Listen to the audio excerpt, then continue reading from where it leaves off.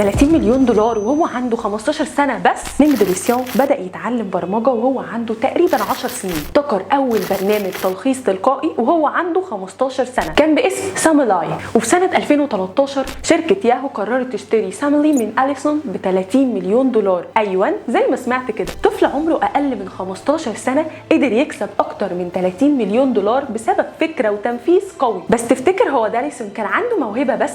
أكيد لا، كان عنده فرصة كمان. اتعلم صح، بدأ بدري واشتغل على فكرته. وده بالظبط اللي بنعمله في 3C، واللي قدرنا من خلاله يكون عندنا كتير زي داليسون، مبرمجين ومطورين في نفس السن بالظبط. زي يحيى اللي قدر خلال فترة قليلة يشتغل على أكتر من ويب سايت بفكرة واضحة وتنفيذ احترافي. وكمان زياد اللي قدر بكل بساطة يصمم أكتر من ويب سايت في اندستريز مختلفة. وكمان ايسل وآدم وغيرهم من طلاب 3C. فلو ابنك أو بنتك عندهم من 6 ل 18 سنة مفيش وقت تضيعه، الرحلة بدأت دلوقتي. احجز مكانهم في 3C، المؤسسة الأكثر اعتمادا في الشرق الأوسط، ودربت أكتر من 100,000 طالب في أكتر من 22 دولة على مستوى العالم. يلا مستني إيه؟ محتاجين فيهم داليسون جديد جوه 3C. تعليم البرمجة داخل 3C رحلة تفاصيلها كتير ونجاحها كبير. انتظرنا في قصة نجاح جديدة أبطالها هم طلابنا.